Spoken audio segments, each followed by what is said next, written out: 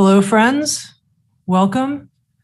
My name's Tami Simon. I'm the founder of Sounds True, and it is an utter joy and privilege to be here with you for this webinar with Caroline Myss on the Great Transformation.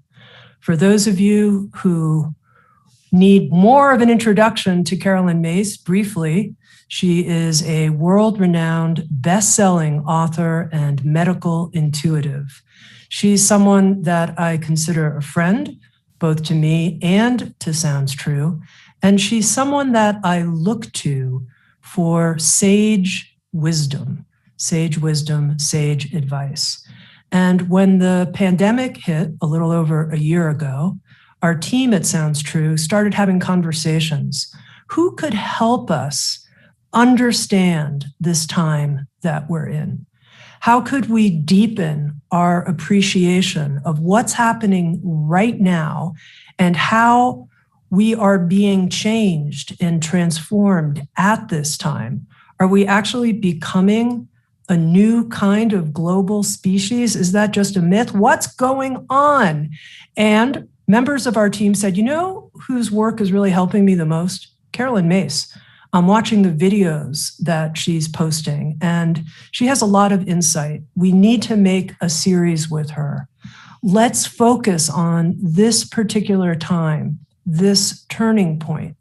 And that's how the Great Transformation, this teaching series with Caroline Myss, came into being. And today in our webinar, I really want to give you a sense of some of the essential insights from that series and give you a taste of it. So with that, please join me in welcoming Caroline Myss. Caroline? Hello, you. Hello, friend. You. It is good to be here. Okay, let's start. The Great Transformation. I want to get right into it. Okay, enough of the small talk. Let's just get right to it. Some people might say, look, there's always been times of change. Everybody, when they're alive, thinks they're living in the most important time that's ever happened in human history because I'm alive right now, right? And for them it is. And for them it is. So what makes this time, in your view, particularly a great time of transformation? Not just a great time, but the great time of transformation. I think there are cosmic alchemical ingredients that have never been present before. And let's just list them.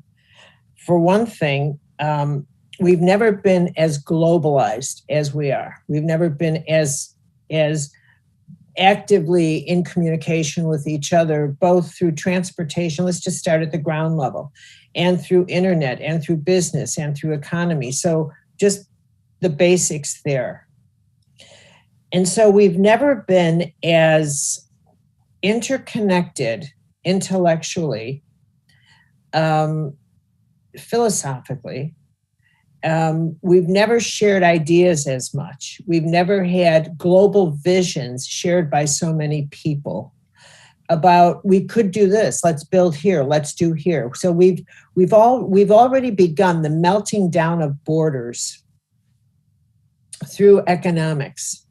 And so that right there, we're transforming how we've done business, how we do business. So we've got that.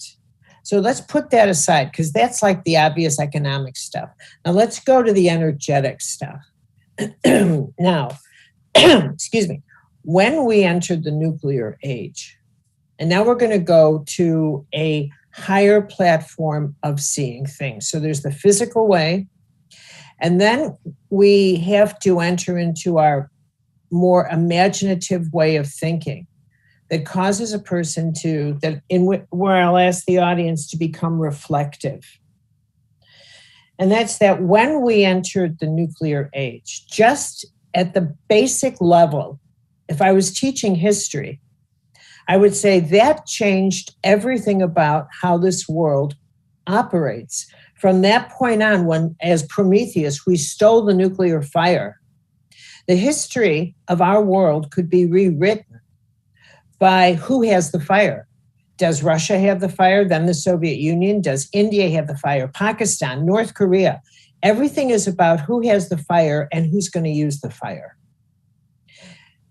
That birth of the capacity to destroy ourselves was a signal to our evolutionary forces that we'd become a species driven by, capable of, and in fear of destroying our own habitat. So while I will now proceed by crediting that to higher intelligence, holy intelligence, you could also proceed by saying evolution itself, the inherent species intelligence, felt the signal that something has to be done for our own survival. And that activated a sense of we have to become somehow or other incapable of using the weapons that we have just unleashed because we will not survive. And that activated an acceleration in our basic design. And so you could say that our nuclear-sized senses exploded or awakened. And that activated the era of psychic forces within us and around us. Our energetic era had begun. Now, you could say that's just ordinary change. No, it's not. That was the beginning of a huge transformation in how we relate to ourselves, relate how we perceive instead of just see. We are becoming perceptive. Instead of just hearing, we're becoming sensory creatures. We are becoming transparent. We require a whole different form of medical treatment now. We're beginning to get the laws of the universe in a very different way. The first being holistic, all life breathes together. We've redefined how we engage in health, that we have to approach ourselves holistically. Now, the fact that we are seeing ourselves holistically becomes a new template for how we have to approach the whole, because one absolute law is what is in one is in the whole. How I approach myself in order for my health to survive is the law of how we have to approach the whole. That is a whole new concept of how to live together. So it's obvious that this holism mantra, this holism mandate, is the route to survive our own impending destruction. Secondly, as a global community, moving into that is altering our myths of the gods, because our template of the gods is that in order, if you're in this religion, all the other religions are wrong. That collides with holistic health, because in order to be healthy, you have to be whole, and you can't nurture within you this idea of superiority, this idea of separatism. So right there, we have to dismantle the core of religion, but not the mystical truths in religion. And the mystical truths in all religion lifts us to a level of spirituality where we are dealing with now all the cosmic laws that all traditions teach, but that are hidden within. Religion is the politics of God. So it's time now to dismantle the politics and get to the core mystical truths, where if I taught that and said to you, Tami, which religion teaches what goes around comes around, the law of karma, as it is in heaven, so it is on earth, all of them, because these are cosmic laws. So we are moving into the era where we will understand the divine is law, natural law, cosmic law, bio-spiritual ecology will be the next theology. So when you say, what's different about this transformation, we are also facing the reality that we need to transition from fossil power to solar. That in fact, if we look at solar power, we're looking at endless energy. Whereas we look at fossil, we're looking at limited. Limited makes us, brings out what I would call the 7 deadly sins, the selfishness, the this, it's not enough to, oh my gosh, we could have it all in abundance. Abundance thinking and equality causes us to, the Rubicon we have to cross is so big. It's all about getting over our fear of empowering other people instead of believing our survival is based on keeping power from them. So we are now facing cosmic-sized mystical questions that really has brought heaven to our door. Now, in this series, Caroline, you teach on 7 awakenings, 7 dawning realizations that are influencing and shaping us as individuals and as a collective. And, we spend about 2 hours on each of these awakenings. So, we can barely scratch the surface here, but I want to talk about a couple of them. And one is this awakening from external power to the power of creation. And the reason I want to bring this forward is that you say co-creation is the central dictate of our time, our power to be co-creators in this great transformation. And I think a lot of people feel like, there's some things I can have creative power over, but there's so much I can't. So much I can't. I actually feel powerless in this kind of situation that relates to a social issue or this kind of environmental issue. I don't feel very powerful. So talk to me about how I can be a powerful co-creator, especially when I feel situations are outside of my control. Well, let's just start with how one even understands co-creation. It's not a mental idea about what I can have, which is how capitalism defines it. There's elements of capitalism and selfishness and Santa Claus in there. Co-creation is a mystical power. It is rooted in understanding that every breath you take, every choice you make, every thought you have is an act of co-creation. Every single thing. Oh, Tami. Yes. Where are you? I'm still right here. Right with you, Caroline. And you're with me. Can you see me? I can. Okay, I can't see you. My screen is gone. Okay, so I'm just going to keep talking. Let's fly in the dark. I can see you and you sound good. Okay, great. So every single choice is an act of creation. Every single one. Every word you say, every breath you take, every response you have to everyone. So it begins with understanding that co-creation is that energy precedes the creation of matter. And we are always energizing something and sending it into an act of creation. So that even the slightest reaction we have to someone in the privacy of our heart is a profound act of creation. Now that's a whole new model of life. And when co-creation is reduced to what can I have, what can I do when I look at the size of a riot on the street, how can I possibly change that? That's thinking in terms that co-creation is a matter of money. It's a matter of external power. And you're not understanding at all that co-creation starts with understanding that all you do is co-create.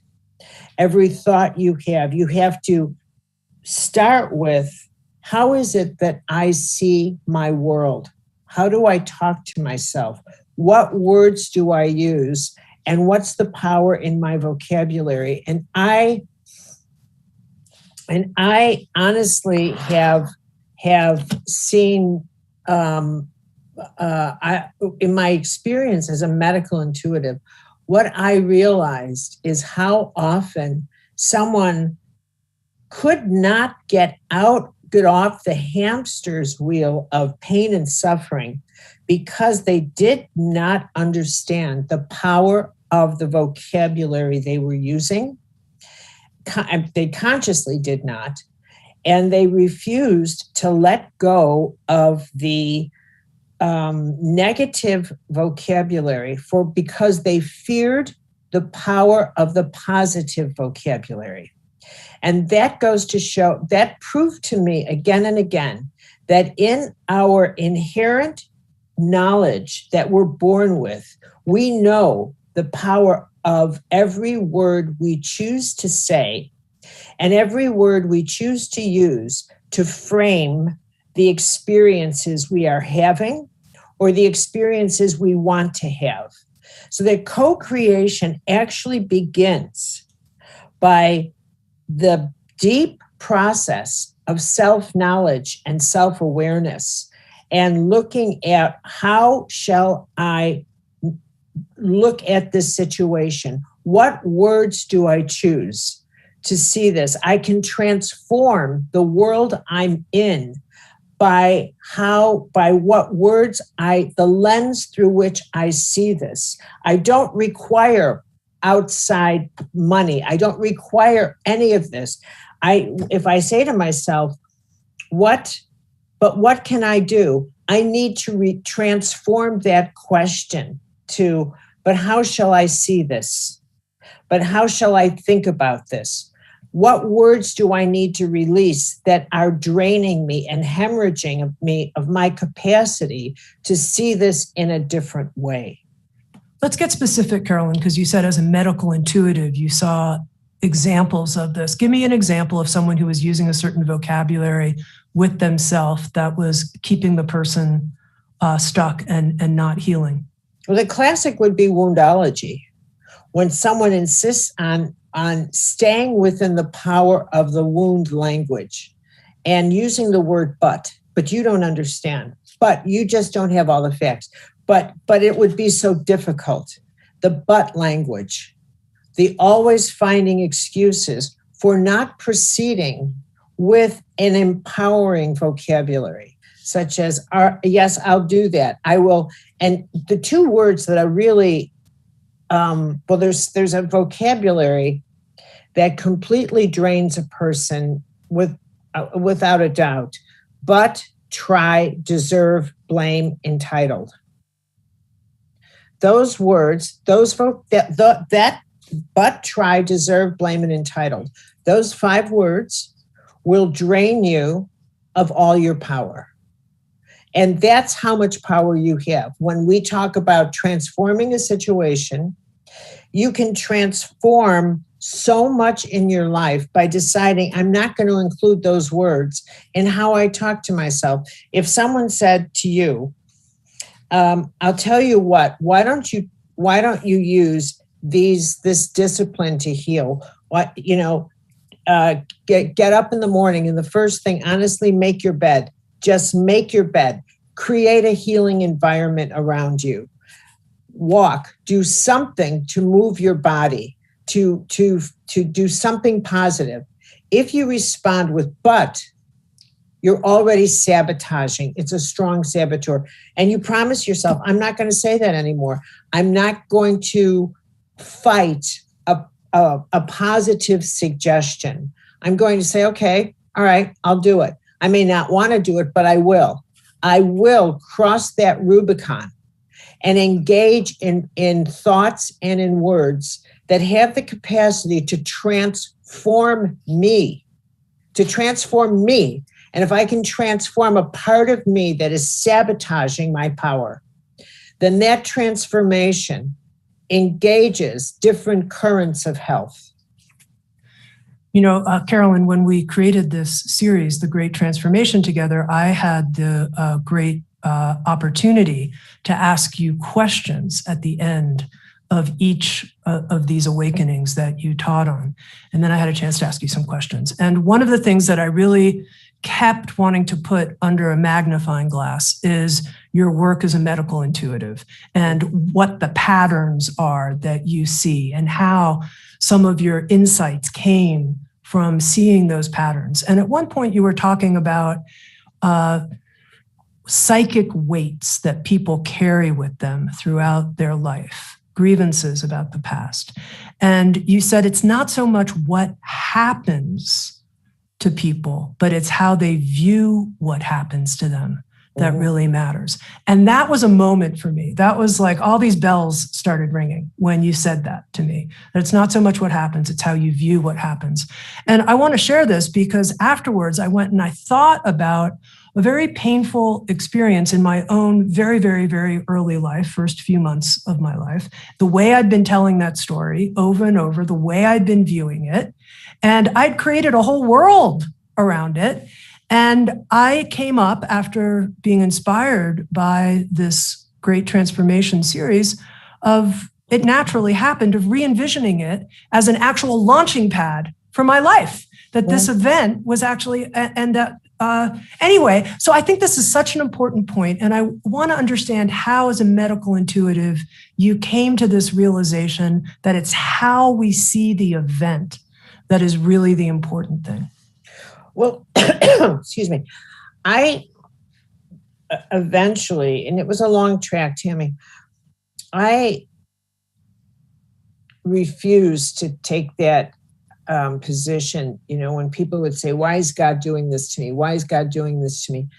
I do not have, I cannot buy this idea that there is some off-planet God that sends us trials and difficulties and is doing things to us, this very Christian notion. I just don't buy that. And through the years of my life, I've really come to believe that this universe is very impersonal, and yet very intimate. So both are true. And therein lies the holy paradox. And so when I look through that first huge cosmic lens, that life is an incredibly impersonal journey in which the events that happen to us, while many at the intimate level are deeply painful, they're not personal. But what they do have, but they form a kind of commonality, that this is what human beings experience. That so long as there is fear, and so long as there is greed, so long as there is vengeance, these experiences are going to exist in abundance. And none of us is safe or immune from these experiences flowing in and out of our own lives. And so from that point of view, experiences can be seen as, in the Buddhist language, impersonal, just totally impersonal. What matters is how we respond to them. And I acknowledge here that a great many of life experiences are extremely difficult to see impersonally. Theft, murder, rape. I mean, none of this feels impersonal. None of it does, because it's quite intimate and quite personal when things happen. Incest, violations, they're horrible. And yet, at another level, and this is where that incredible journey of the soul comes in. You have to stand in that moment and say, this is either going to make me incredibly bitter, or I have to get better. I don't have another choice here. I can either believe I'm the only one that this has ever happened to, or I can say this is what happens in the human experience because there is darkness and no light. Now, which am I? And both are pain, both are difficult, but one is a route to pain the rest of your life, to suffering the rest of your life. And the other is painful because you have to work your way through cracking this small, transforming yourself from this notion that you're the only one who's ever, and that you're this somehow or other, justice belongs to you. And that's a major part of this, that justice, you'll spend the rest of your life looking for justice and getting your comeuppance. Or you look and think, I have to transform myself from this craving because I think I'm the center of the universe, because I think I'm the only one this has ever happened to. I have to find a way out of that sense of entitlement that my life should have been otherwise, and find my way to the journey of life itself, to the journey of there's other forces in life, to the journey through that door of forgiveness. And that is the burning fire of transformation. I have to not let the experiences that happen to me make me into the experience I had that turned me into this. I cannot become vengeful and bitter and all of that. I cannot. And somehow that is a test that finds its way to all human beings. And that is the fodder for transformation. And there. Okay, there's one more thing about this central dictate of our time, co-creation. You said in this series, absolutely everything we think, say, and do is recorded by the universe, even microscopic details. Yeah. What gives you such absolute confidence that that's actually happening? Isn't that astonishing? Because of what I saw in human beings in medical intuitive readings, I believe now that this path of mine as a medical intuitive was actually a spiritual path in disguise. Because I learned more about the soul, the spirit, and human nature, and the nature of God by doing these readings than whatever service I provided to the thousands of people I've done readings for. But it was for all of the study and all the years I spent studying theology and the Eastern philosophy and all of that. None of it taught me the reverence for the intimacy of God in our blood and bones that I saw as I learned human consciousness through one reading after another. And I saw the power we had that is so evident in how we influence this form that we reside in, how our thoughts, our fears,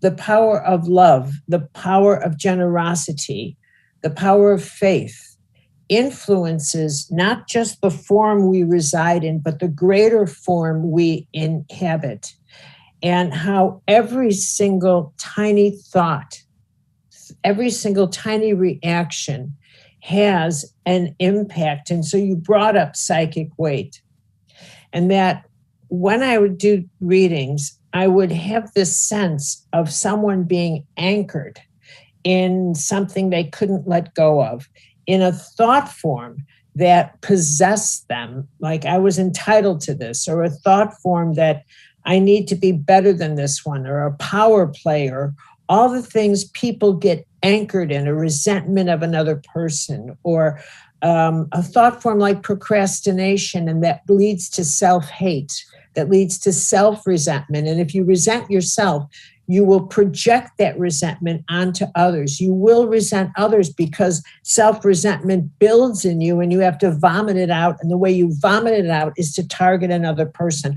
I'm this way because of you. So you will always have a bad childhood, because that's the only way you can tolerate what's going on in you, is to create someone who did this to you.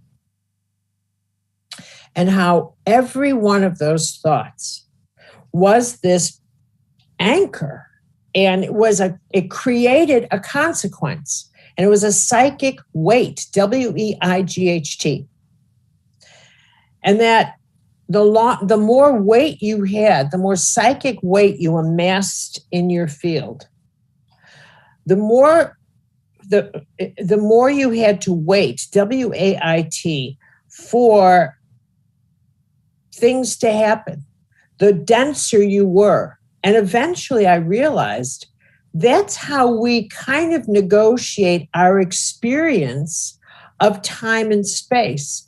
The more weight we have, the longer, more time is required for things to unfold in our life because we're so anchored. And if you think about that, and I would sit with someone and I would say, in order for you to heal, you have to really think about leaving your job. It's too much pressure. That pressure is working on your system. You have to find something else, and all the things that somebody would suggest.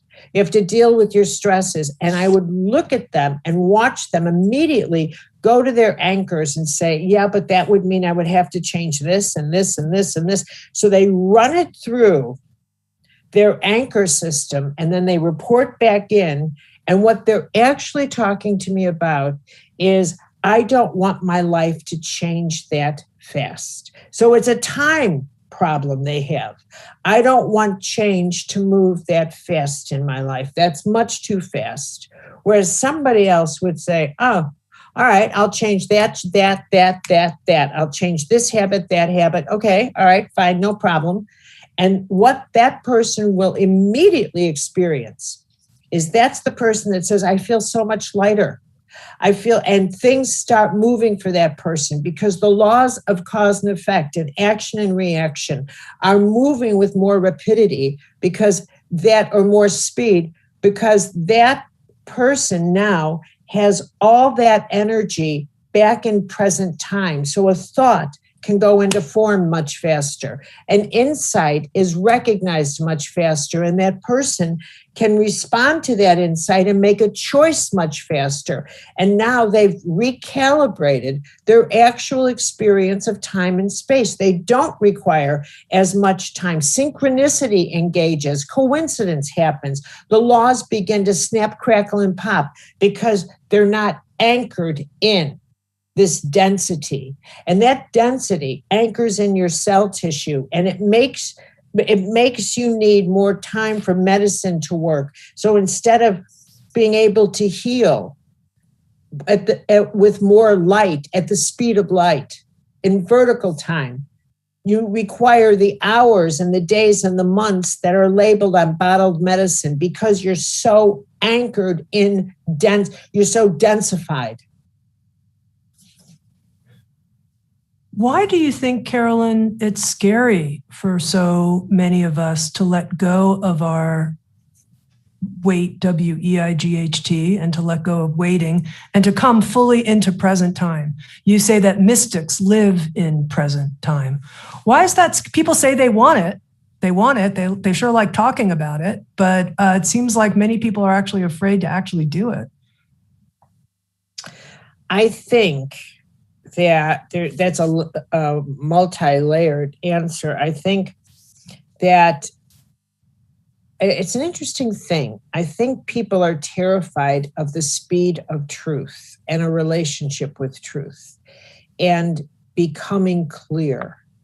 I think for some reason, for a lot of reasons, the clarity and truth is considered a very sharp sword because people take cover in darkness and in the shadow and in denial and in their capacity to say things that are not true and then excuse that behavior. And truth is clarity, and you have to say what you mean and mean what you say. And then truth opens up in you self-truth, deeper truth, and where you then are called to be more courageous. You're called to be more integrous. You're called to live at a much more authentic level of empowerment. And that changes this equation where the love of power demands that you change to the power of love. And the love of power begins to disintegrate, which is what drives most people in their initial stages in life, where they're driven by this love of power, the need for security, the need for stuff, the need for position, the need for acknowledgement. And they're afraid to empower other people. They're terrified of it.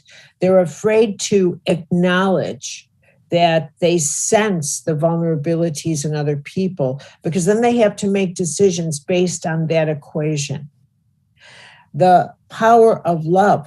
I'll tell you what I actually think these days, because I never stop praying or dwelling on these questions these days. But I think love is the name, the word that we give to experiencing, touching the power of God. And that it's so profound a power, it's so exquisite a power that we take it in small doses, and we allow ourselves to sense that love with very few people in very deep ways. Our family, our children, our mates. And oftentimes our mates not that fully, because look at how often we change mates. But there are very few instances in life where a person really loves another human being unconditionally. That's the bond with parents and children, is that because there is a safety net with loving your own children. It is this biological safety net.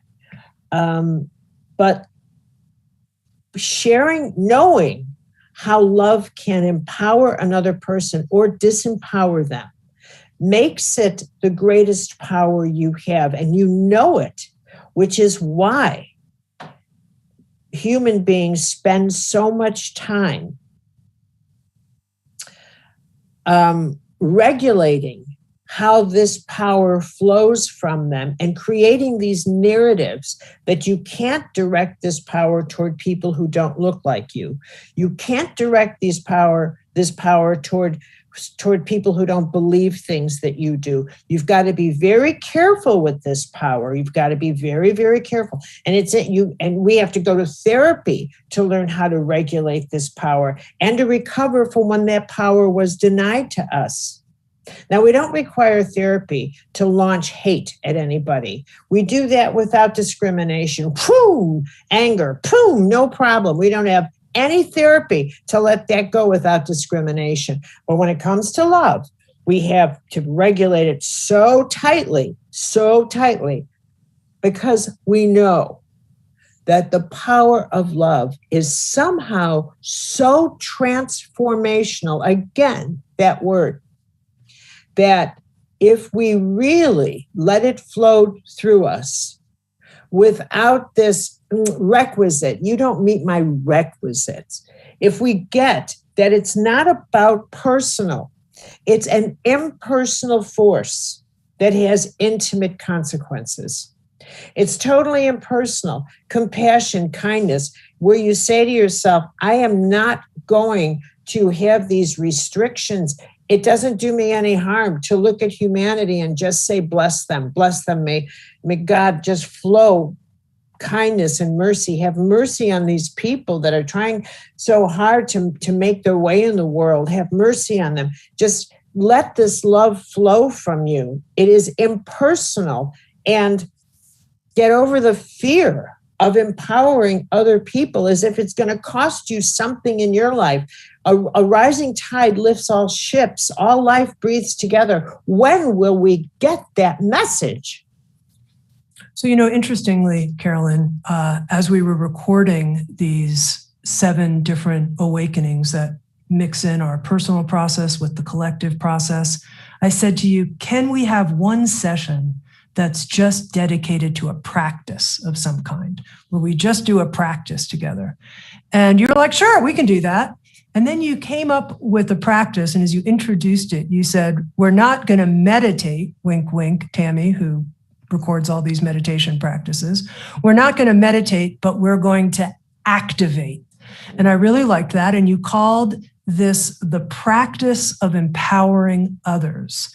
And I want to hear more about that, how our listeners right now could start engaging in the practice of empowering others. Well, I think that there comes a point where a person, again, has to cross over and realize that you're either a taker or a giver. You're either here to be of service to the betterment of life. And service is not about bringing blankets to people who are cold or feeding the hungry. I mean, you could define service in that way. Seems reasonable to do that, to bring blankets to people who are cold. Yeah, sure. That's fine. That's fine. But then as soon as you go home, you're not of service anymore.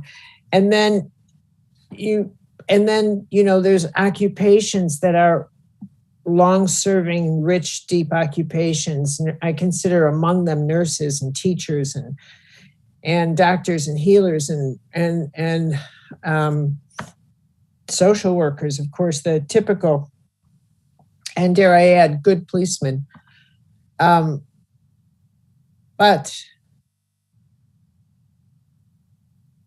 there's also, we are in the age of the soul, and we are in the age of energy. And this is a truth people are not accustomed to weaving into their everyday life or everyday decisions. They don't live in the world of energy. They live in the world of technology. So they know the energetic technology, but they do not acknowledge, nor live, nor abide by, nor have a reverence for what it means to live in and as an energetic being, that if you really understood energy, you would recognize you're living in a field of grace, and that you are alive by the grace of God. That this is, you breathe grace, that it is your life force, and that it is this grace that you infuse into every choice you make that activates that choice. And that your power begins by the activation of a choice. And if you don't believe it, you should test yourself and observe yourself and look at how frightened you are to make so many choices, and ask yourself why. Why are you so afraid to make a choice, to answer a question? When how many times I'll ask somebody a question in a workshop and they can't even answer a yes or a no question. They're terrified to just give a full-bodied answer to something, because they know in their heart of hearts that even to answer a question is to set patterns of change in motion, if only because they've acknowledged something to themselves. So you realize I am an energetic being that is constantly adding to the flow of life. And I need to include others in the consequence of my decisions and how I think and how I am, because what everyone needs to recognize is that the influence of everybody else is pressing upon them. And I don't think people actually think that they live on islands and that the energetics of all of life, they're afraid of pollution in the air that they can see and smell. Oh my God, I smell smoke. Oh my God, I smell this. But they don't get that energetic psychic pollution, psychic free radicals are coming at them 24/7 as well. That in fact, they're absorbing the collective stress and the collective madness that is absolutely in the atmosphere. And that there comes a point where you have to realize I am part of an inner net, just like the internet. I'm part of an internet. And so part of my life practice, my holy practice, is to pray for grace, that it filters into the internet on behalf of the whole. It's like the collective immune system, and that you see yourself as a molecule of grace that's pouring into the collective. And this, you start thinking in terms of being part of the whole, an active agent of the whole, an active change agent in the whole. And that's how you begin to recognize, too, you start attuning yourself to sensing the influence from the whole. Okay, but Caroline, in terms of this practice of empowering others, the choice to be a vehicle for grace in situations, I'm curious to know, what are choice points that people, like there's a moment I could go this way, I could go that way. Well, let's just say you're in a, let's put it down on the ground level, and you're in a dialogue with someone. And oftentimes dialogues become tense or intense or a little stressful. And it doesn't matter. You could be with a good friend, and they say something that just activates a vulnerability in you, like, why couldn't I have this? Why? And as a matter of fact, I just came across this because my niece just got engaged, one of my nieces. And she got a splendid engagement ring, and she's madly in love with her partner, and they are with each other, and it's sweet. And sure enough, someone said, why couldn't it happen to me? Now, how often, I remember going to college and hearing that later, and there's that sense of, I just have to take a little bit of power and joy out of this situation because I can't bear all that joy going to them. There's movies on jealousy of bridesmaids. And it's exactly that situation, or whether that's at work or something romantic or something hostile, where you have to step back and say, this moment is not about my life path. It's about their life path. And I'm meeting them on this life path. And maybe I would be better served if I blessed what's happening to them rather than resent it. If in fact, I am called to empower them instead of disempower them, which would disempower me.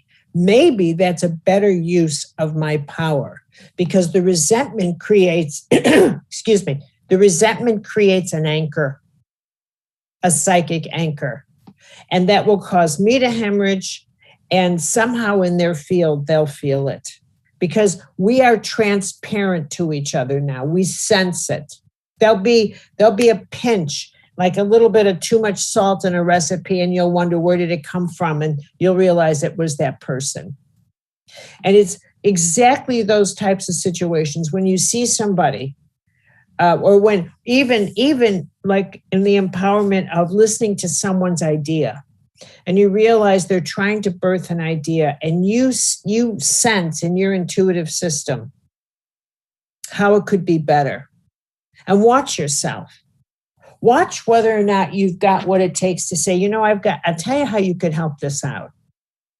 Or if you're interested, I'd like to give you a perspective. And if you can use it, you can use it. If not, with the hands off, instead of saying, what's in it for me? Or if I give them this idea, I know it's going to succeed. And then where will I be? The idea that of being able to help another person to their max, and challenging the idea that helping another is lessening you, getting rid of that either or, and breaking through that pettiness is exactly what I'm talking about.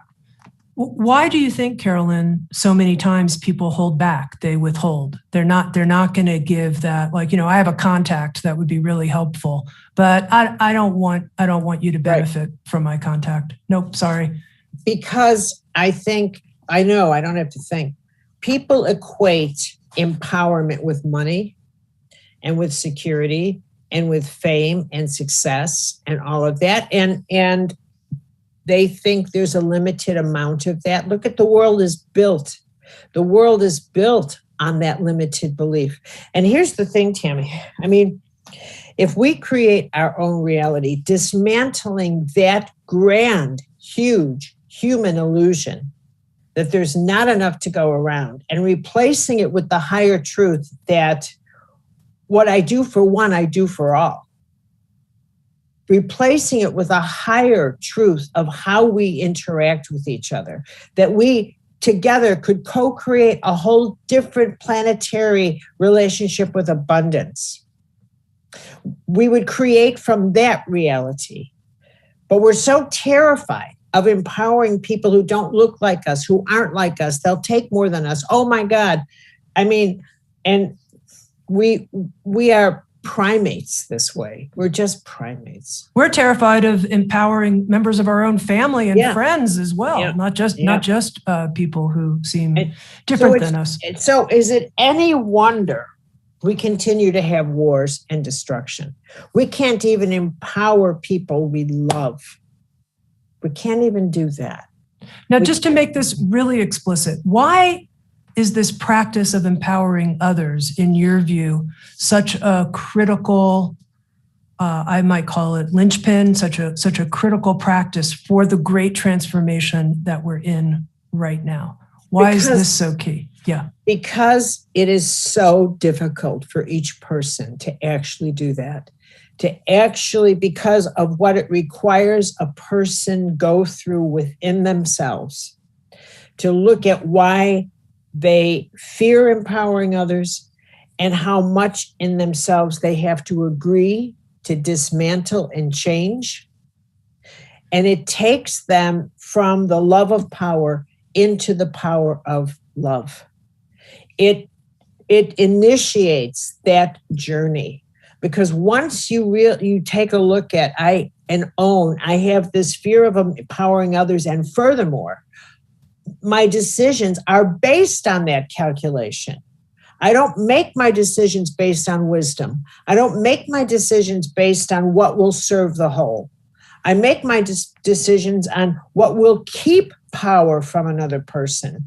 And at the same time, I consider myself loving. How can that be? I'm terrified of the power of love, because if I wasn't, I would make my decisions based on what is the most loving thing I can do. And you don't realize it's also a supreme act of the real meaning of self-love. To say, look at how I recognize my own unbelievable creativity. I can create for anybody. I'm like a creative wizard. That person needs help, I'll help them out. That person needs help, I'll help them out. And it's not always with a what do you call it? Price tag on it. I help them out because they're sitting here in my life right now. This question came up, and I can intuitively see a better path. So, Carolyn, I'm sorry. No, I was just going to say, if you don't think heaven sees that, and that too engages in the laws of cause and effect, that too sets blessings in motion. People don't get that those actions are watched and blessed. At the beginning of our conversation, Caroline, I said, is this really just our great time of transformation, or a truly great one in human history? And you said it's the great time of transformation. And you took us back to the beginning of the nuclear age. And you said that catalyzed in us a need to become a species incapable of using these weapons of mass destruction that we now possess, a species incapable of using them. And I thought to myself, really? Is that going to happen? Is that going to happen, that we're going to become a species incapable of using these weapons of mass destruction? That seems like quite a journey from where we are to that point. How will we become that kind of species? Well, I'm not, as you know, an idealist, and I'm not an optimist, and I'm not a pessimist. I'm a hardcore realist. And so we don't become better without first really, truly encountering the consequences of what happens if we don't. We're not a species that learns without experience of why we need to do something. So I suspect, Tami, that we're going to choose the path of woe instead of wisdom. That I look at what's happening in our country and how people are just getting saturated with lies, and they know it, and it's fine with them. And it's not a Republican or Democrat thing. I don't care who is telling the lies. But when lies are being perpetrated and there's whole people that know it, but they're okay with it for personal gain, and it has reached epidemic proportions.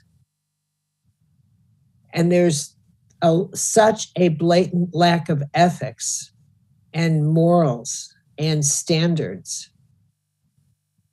You know that wheels have been set in motion that are heading us toward catastrophic consequences, and not just here, but in other places.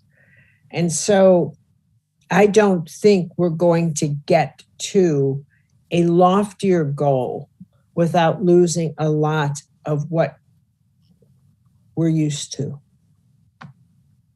I think the pandemic was and is this kind of explosion. We've been expecting something to come along for a long time. For a long time. Look at how our movies were. There's a pandemic coming. There's an epidemic coming. There's an invasion coming. There's all these movies about people, let's get off the earth. There's nothing left. We've been expecting something for a very long time. We've been expecting the end of how we know it, but we don't know where we're going. We don't know where we're going. All we can envision in our movies and our collective and our zombies and the dead walking, The Walking Dead. All we can envision is end, but we can't envision the new. We have all these wealthy people building bunkers underground to survive because they can't figure out where to send the rockets to a planet. Well, we'll just go to Mars. As if, what are you going to do there? What the hell are you going to do there? We'll just go ruin that planet. But we have to be able to envision ourselves as a cooperative, undestructive species, and we can't seem to get there. We cannot seem to get there. Let's get there right now. Let's get there right now, you and me, in this conversation with our listeners, because you talk about how collectively we can go through the door of woe or the door of wisdom. And I'm committed to helping us go through the door of wisdom. Well, let's do that. We've done this series, and what other things we do in the future, individually, collectively, the whole point is that every single person who makes the decision to become an active agent that's part of the whole, and whether they live that holism in their prayers and in their thoughts, they start living with the reality that everything I do, every choice I make, it doesn't matter that you don't get how it works. You don't get how medicine works either, but when you pop it in your body, you trust that it does. You have to live with that same idea that how I breathe affects the whole. How I think about every person I see affects the whole. And I just have to pray that way. And that, hover over me, God, fill me with grace and fill this planet with grace. Help us make us through this transformation. And that is how we live. You mentioned at one point towards the end of the series that we need a holy escort to enter into oneness. And that really stayed with me, Caroline. So this vision of this new interconnected species that is incapable of destroying ourselves because we know in every part of us our oneness. We need a holy escort to go there. We need a prayer life to go there. Maybe we can end on that note. Why? Why can't we just, hey, me and my separate self and my ego, we're going to go there? No, I need a holy escort. I think we do. We need to pray. We need to have a relationship with the holy world that is past the narratives in religion, where you simply understand that there is a greater force that that you dwell in. This whole universe is this force that if you could, when you die, you're going to leave your body and slip into light. And that light is God. You've always been dwelling in that light. Always. So there is no off-planet God that looks like a man. You are always dwelling within the light. And that's what it means to realize I am this creature of light, and I'm going to engage in this light and pull it into me while I'm here. I want to thank you, Caroline, for this introduction for people to the series, The Great Transformation. I don't know if you can hear, it's thundering and raining here where I am in Boulder, Colorado. If you hear that, the thunder sounds a little bit like trumpets to me. Introducing The Great Transformation, 7 inner awakenings that are changing you and the world. 7 inner awakenings and a final practice session on the practice of empowering others. I have to say, I listened to the series once when I recorded it with Caroline, and then a second time going through and creating the online workbook. And each time I had literally life-changing insights, insights that will leave me forever different as a person. And I want to welcome you to join us. You can just hit the Learn More button on this page and let us walk through the wisdom door together. Caroline, thank you. Thanks as always for your straight talk and your great love and generosity. Thank you. Oh, thank you, sweetie. Thank you for your years of friendship. Sounds true. Waking up the world. Thanks for being with us.